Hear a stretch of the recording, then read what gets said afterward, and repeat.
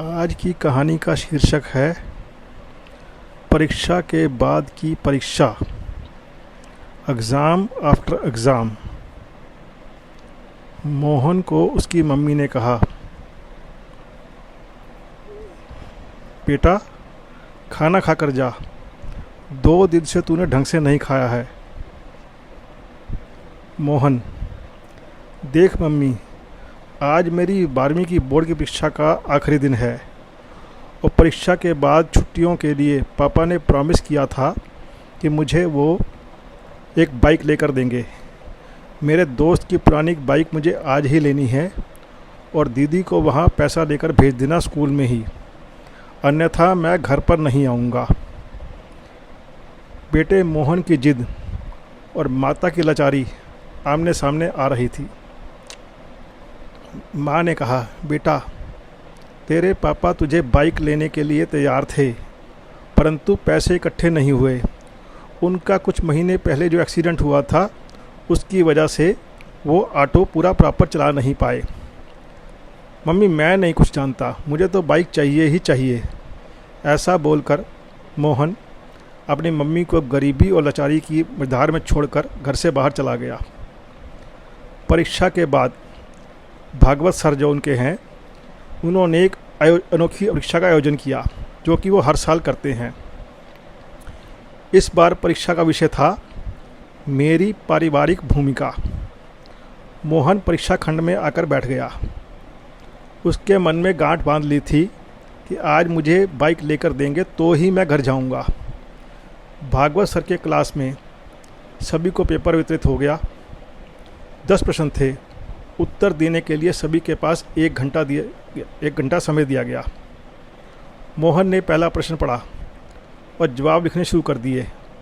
प्रश्न नंबर 1, आपके घर में आपके पिताजी, माताजी, बहन, भाई और आप कितने घंटे काम करते हो, विस्तार से बताइए।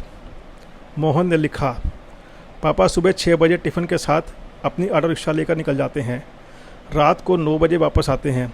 कभी कभार वर्दी में जाना पड़ता है, ऐसे में लगभग 15 घंटे लग जाते हैं। सुबह मम्मी 4 बजे उठकर पापा का टिफ़िन तैयार कर देती है, बाद में घर का सारा काम करती है, दोपहर को कपड़े सिलती है और उसके बाद रात को सभी सोने के बाद वो सोती है, लगभग रोज़ के 16 घंटे। दीदी सुबह कॉलेज जाती है, शाम को 4 से 8 पार्ट टाइम जॉब कराती है। उसके बाद रात्रि को मम्मी को काम में मदद करती है, लगभग 12 से 13 घंटे। मैं सुबह 6 बजे उठता हूँ, दोपहर स्कूल में आकर खाना खाकर सो जाता हूँ, शाम को अपने दोस्तों के साथ खेलता हूँ, रात को 11 बजे तक पढ़ता हूँ, लगभग 10 घंटे। इससे मोहन को मन ही मन में लगा कि उसका काम औसत में सबसे कम है, परंतु उसके दिमाग में अभी कुछ समझ में नहीं आया और वो अगले प्रश्न की तरफ बढ़ पड़ा। अगला प्रश्न, आपके घर की मासिक आमदनी कुल कितनी है? मोहन ने जवाब दिया, पापा की आमदनी लगभग 10,000 रुपये, मम्मी और दीदी मिलाकर 5,000 रुपये जोड़ते हैं, कुल आमदनी 15,000। प्रश्न नंबर 3, मोबाइल रिचार्ज प्लान, आपकी मनपसंद टीवी पर आ रही 3 सीरियल के नाम, शहर के सिनेमा हॉल का पता और वहाँ चल रही मूवी का नाम बताइए। मोहन ने सभी प्रश्नों के जवाब 2 मिनट में लिख दिए। प्रश्न नंबर 4, 1 किलो आलू और भिंडी के अभी हाल की कीमत क्या है? 1 किलो गेहूं, चावल और तेल की कीमत बताइए और जहां पर घर का गेहूं पिसाने जाते हो उस आटा चक्की का पता दीजिए। मोहन को इस सवाल का जवाब नहीं आया। उसे समझ में नहीं आया हमारी दैनिक आवश्यकताएं, ज़रूरत की चीज़ों के बारे में उसे लेश मात्र भी ज्ञान नहीं है। मम्मी जब भी कोई भी काम बताती है तो वह उसे मना कर देता है। आज उसे ज्ञान हुआ कि अनावश्यक चीज़ें, मोबाइल रिचार्ज, मूवी का ज्ञान इतना उपयोगी नहीं है। अपने घर की काम की जवाबदेही लेने से ही हाथ बटोरकर साथ करना चाहिए। प्रश्न नंबर 5, आप अपने घर में भोजन को लेकर कभी तकरार या गुस्सा करते हो? मोहन ने जवाब दिया, हाँ, मुझे आलू के सिवा कोई सब्ज़ी पसंद नहीं। यदि मम्मी और कोई सब्ज़ी बनाए तो मेरे घर में झगड़ा हो जाता है। कभी मैं बगैर खाना खाए उठ खड़ा हो जाता हूँ। इतना लिखते ही मोहन को याद आया कि आलू की सब्ज़ी से मम्मी को गैस की तकलीफ़ होती है, पेट में दर्द होता है। सब्ज़ी में एक बड़ी चम्मच अजवाइन डालकर खाती है। एक दिन मैंने गलती से मम्मी की सब्ज़ी खा ली, फिर मैंने उसे थूक दिया। फिर पूछा, मम्मी तुम ऐसा क्यों खाती हो? तब दीदी ने बताया, हमारे घर की स्थिति अच्छी नहीं है, हम 2 सब्जी बनाकर खाएं, तुम्हारी जिद के कारण। मम्मी बेचारी क्या करे। मोहन ने अपनी यादों को बाहर आकर अगले प्रश्न को पढ़ा। प्रश्न नंबर 6, आपने अपने घर में खुद की हुई आखिरी जिद के बारे में लिखिए। मोहन यह सुनकर बड़ा खुश, प्रश्न पढ़कर बहुत खुश हुआ और तुरंत लिखना शुरू किया। मैंने बोर्ड की परीक्षा पूर्ण होने के बाद दूसरे ही दिन बाइक के लिए जिद की ही। पापा ने कोई जवाब नहीं दिया। मम्मी ने समझाया कि घर में पैसे नहीं हैं, लेकिन मैं नहीं माना। मैंने 2 दिन से घर में खाना खाना भी छोड़ दिया है। जब तक बाइक लेकर नहीं देंगे मैं खाना नहीं खाऊंगा। आज तो मैं वापस घर नहीं जाऊंगा, कह के निकला हूँ। अपनी जिद का प्रामाणिकता से मोहन ने जवाब लिखा और एक प्रसन्नता का अनुभव किया। प्रश्न नंबर 7, आपको अपने घर से मिल रही पॉकेट मनी का आप क्या करते हैं? आपके भाई बहन कैसे खर्च करते हैं? जवाब, हर महीने पापा मुझे 200 रुपये देते हैं। उससे मैं अपना मनपसंद परफ्यूम, गॉगल्स लेता हूँ या दोस्तों के साथ छोटी मोटी पार्टियाँ करता हूँ। दीदी को भी पापा 200 रुपये देते हैं, वो खुद कमाती है और पगार के पैसे से मम्मी को आर्थिक मदद करती है। हाँ, उसको दिए गए पॉकेट मनी को वो गले में डालकर बचाती है। उसे कोई मोह शौक नहीं है क्योंकि वो बहुत कंजूस है। प्रश्न नंबर 8, आप अपनी खुद की पारिवारिक भूमिका को समझते हो?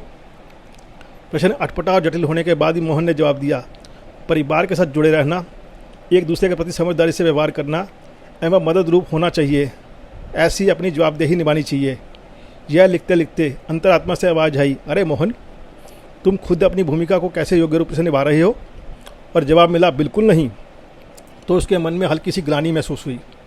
प्रश्न नंबर 9, आपके परिणाम से आपके माता पिता खुश हैं? क्या वे अच्छे परिणाम के लिए आपसे जिद करते हैं, आपको डांटते रहते हैं? इस प्रश्न का जवाब लिखने से पहले मोहन की आंखें भर आई। वह अपने परिवार के प्रति अपनी भूमिका बराबर जान चुका था। लिखने की शुरुआत की, वैसे तो मैं कभी भी मेरे माता पिता को आज तक संतोषजनक परिणाम नहीं दे पाया, लेकिन उसके लिए उन्होंने कभी जिद भी नहीं की। मैंने बहुत बार अच्छे रिजल्ट के प्रॉमिस तोड़े हैं, फिर भी हल्की सी डांट के बाद वही प्रेम और वात्सल्य बना रहता है। प्रश्न नंबर 10 और आखिरी प्रश्न, जिसको पढ़ना मोहन के लिए बहुत ज़रूरी था, और यही एक प्रश्न है जो कि हमारे जीवन में एक अच्छे अध्याय को शुरू कर सकता है, हमारे अंदर सोई हुई आध्यात्मिक शक्ति को जगा सकता है। आज के इस काल में हम सब अपने कामों में, अपनी मस्ती में, अपनी जिद में, अपने आप में मस्त हैं, परंतु यह प्रश्न पढ़ने के बाद हो सकता है हम अपने अंदर की आत्मा को जगा सकें और एक अध्यात्म की ओर आगे बढ़ सकें। जबकि एक कार्य रूप करने के लिए मोहन के लिए ये प्रश्न बहुत उत्तरदायी सिद्ध हुआ। वह प्रश्न था, पारिवारिक जीवन में असरकारक भूमिका निभाने के लिए आप इस वेकेशन में अपने परिवार को कैसे मदद करेंगे? जवाब में मोहन की कलम चले इससे पहले उसकी आंखों में आंसू बहने लगे और जवाब लिखने से पहले ही कलम टूट गई। बेंच के नीचे मुंह रखकर रोने लगा। फिर से कलम उठाई, तब वह कुछ भी ना लिख सका। अनुत्तर प्रश्न छोड़कर पेपर सबमिट कर दिया। स्कूल के दरवाजे पर दीदी को देखकर उसकी ओर दौड़ा। भैया ये लो 8,000 रुपये। मम्मी ने कहा कि बाइक लेकर ही घर आना। दीदी ने मोहन के सामने पैसे धर दिए। कहाँ से लाई ये पैसे? मोहन ने पूछा।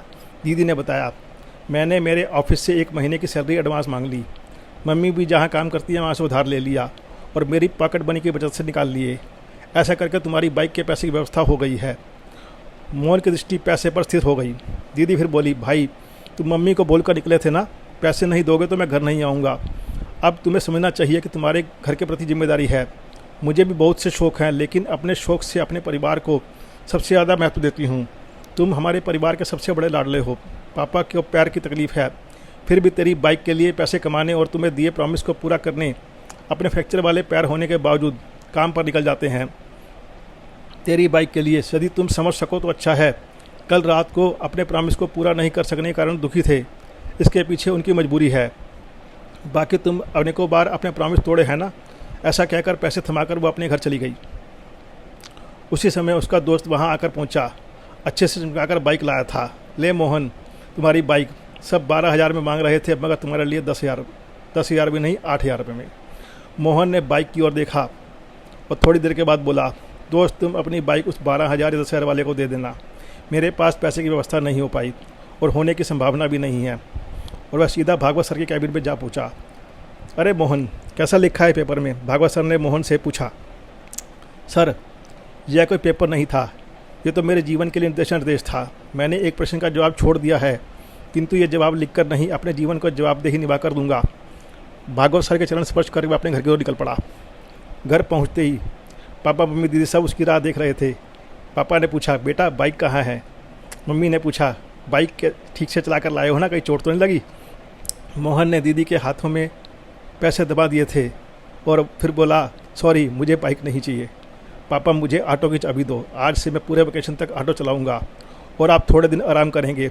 मम्मी आज से मेरी पहली कमाई शुरू होगी, इसलिए तुम अपनी पसंद की मेथी की सब्जी और बैंगन खा लेना। रात को हम सब साथ मिलकर खाना खाएंगे। मोहन के स्वभाव में आए परिवर्तन को देखकर मम्मी उसको गले लगा लिया। कहा, बेटा नहीं, आज तुम क्या कर गए थे ना, तुम्हारे पापा को बताई थी, इसलिए वो दुखी हो गई, काम छोड़कर वापस घर आ गए।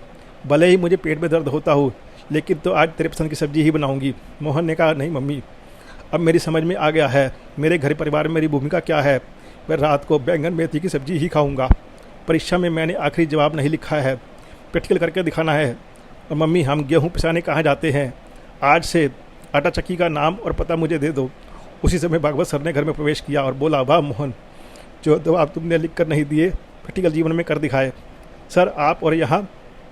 मोहन देखकर आश्चर्यचकित हो गया। मुझे मिलकर तुम चले आए, उसके बाद मैंने तुम्हारा पेपर पढ़ा, इसलिए तुम्हारे घर की ओर निकल पड़ा। मैं वो बहुत देर से तुम्हारे अंदर आए परिवर्तन को सुन रहा था। मेरी अनोखी परीक्षा सफल रही और परीक्षा में तुमने पहला नंबर पाया। ऐसा बोलकर भागवत सर घर चले गए। मोहन ने तुरंत भागवत सर से ऐसा बोलकर भागवत सर मोहन को आशीर्वाद देकर घर चले गए। मोहन ने चाबी ली और ऑटो रिक्शा चलाने के लिए निकल पड़ा। इस तरह हमें अपने अंदर की आत्मिक शक्ति को पहचानना है। हमें सांसारिक भावों को छोड़कर अपने कर्तव्य का निवारण करते हुए आगे बढ़ना है। आशा करते हैं यह कथा आपको प्रेरणादायक सिद्ध होगी और आपको अच्छी लगेगी। धन्यवाद।